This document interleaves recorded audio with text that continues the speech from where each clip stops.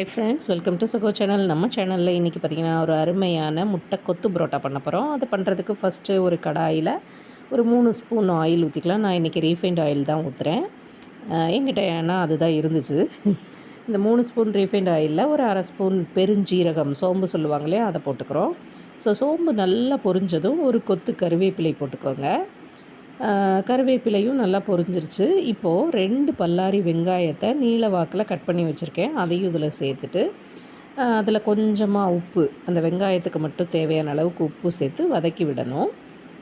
இந்த வெங்காயம் எந்த அளவுக்கு வதங்கணும் அப்படின்னா, நல்ல ஒரு கண்ணாடி பதம் இருக்குது பார்த்திங்களா, அந்த அளவுக்கு வெந்தால் போதும். ரொம்ப ப்ரௌன் கலர்லலாம் வேக விடணும்னு அவசியம் கிடையாது. இந்த கண்ணாடி பதம் வந்தால் நமக்கு போதுமான அளவு. அடுத்து ஒரு ஸ்பூன் அளவுக்கு இஞ்சி பூண்டு பேஸ்ட்டு, ஒரு ஸ்பூனுக்கு கொஞ்சம் கம்மியாகவே போட்டுக்கோங்க. இந்த இஞ்சி பூண்டு பேஸ்ட்டு போட்டு வெங்காயத்தையும் அதையும் நல்லா வதக்கிடணும், பச்சை வாசனை போகிற அளவுக்கு. அதுக்கப்புறம் ஒரு பச்சை மிளகாவை குட்டி குட்டியாக நறுக்கி வச்சுருக்கேன், அதையும் இது கூட சேர்த்து நல்லா வதக்கிக்கலாம். இது ஒரு காரம் நமக்கு நல்லா எடுத்து கொடுக்கும். பச்சை மிளகாயோட ஃப்ளேவர் நல்லாயிருக்கும். அதுக்காக தான்.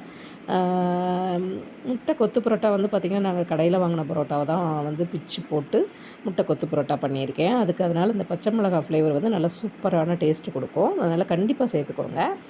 அப்புறம் இந்த பச்சை மிளகாவையும் சேர்த்து இந்த வெங்காயத்தை நல்லா வதக்கி விடணும். இப்போ கொஞ்சம் மசால் சேர்த்தா நல்லாயிருக்கும் இல்லையா, அதனால் நம்ம என்ன சேர்க்க போகிறோம் அப்படின்னா, மிளகாய் தூள் அது ஒரு ஸ்பூன் அளவுக்கு சேர்த்துக்கிறேன். இந்த மிளகாய் தூளையும் நல்லா இதில் சேர்த்துட்டு அந்த காரம் அந்த வெங்காயத்தில் ஒட்டுற அளவுக்கு நல்லா வதக்கி விடணும். ஆனால் எந்த காரணம் கொண்டும் அது கரிஞ்சிடக்கூடாது.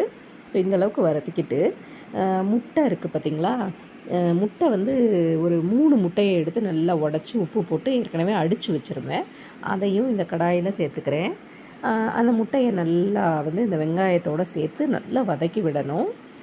அடியில் பிடிச்சிடாத அளவுக்கு நல்லா மிக்ஸ் பண்ணி விட்டுட்டு 6 கடையில் வாங்கின பரோட்டா, மீடியம் சைஸில் 6 பரோட்டாவை நல்லா குட்டி குட்டி குட்டி குட்டியாக பிச்சு போட்டுக்கோங்க. பிச்சு, ஏன்னா நமக்கு வீட்டில் கொத்துறதுக்கு வசதி இருக்காது, அதையும் இது கூட சேர்த்துக்கணும். இந்த பரோட்டாவை எவ்வளோ குட்டியாக கட் பண்ணுறீங்களோ அவ்வளோ தூரம் குட்டியாக கட் பண்ணிக்கோங்க. அதுதாங்க டேஸ்ட்டே.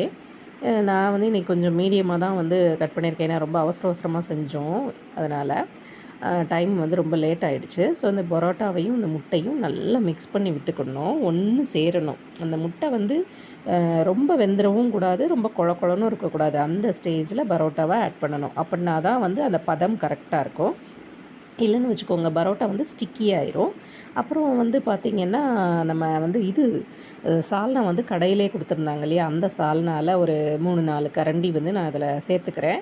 அது இன்னும் இந்த பரோட்டாவுக்கு ஒரு டேஸ்ட்டை அதிகப்படுத்தி கொடுக்கும். ஸோ அதையும் சேர்த்து நல்லா மிக்ஸ் பண்ணி விட்டுறேன். சட்டியில் கொஞ்சம் பிடிச்சிருக்கும் பார்த்திங்களா, அதெல்லாம் எடுத்து விட்டு நல்லா மிக்ஸ் பண்ணி விட்டுட்டு மேலே மல்லித்தழை தூவி வச்சோன்னா முட்டை கொத்து பரோட்டா ரெடி ஆகிடுச்சு. அதுக்கு மேலே நம்ம கொஞ்சம் ஃப்ளேவருக்கு கொஞ்சம் பெப்பர் பவுடர் போட்டேன், அதை நான் சொல்ல மறந்துட்டேன். அது ஒரு அரை ஸ்பூன் சேர்த்துக்கோங்க. இதெல்லாம் ரொம்ப டேஸ்ட்டாக இருக்கும். நம்ம கடையில் வாங்குறத விட இப்படி வீட்டிலையே பரோட்டா வாங்கிட்டு சிம்பிளாக பண்ணோன்னா நல்ல வயிறார குழந்தைங்க சாப்பிட்டுக்கிடுவாங்க.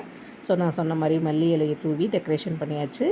அவ்வளோதாங்க, நம்மளோட சுவையான முட்டை கொத்து பரோட்டா ரெடி ஆகிடுச்சு. நீங்களும் இதே மாதிரி வீட்டில் ட்ரை பண்ணி பாருங்கள். இந்த வீடியோ உங்களுக்கு பிடிச்சிச்சின்னா மறக்காமல் நம்ம சேனலை சப்ஸ்கிரைப் பண்ணுங்கள், லைக் பண்ணுங்கள், ஷேர் பண்ணுங்கள்.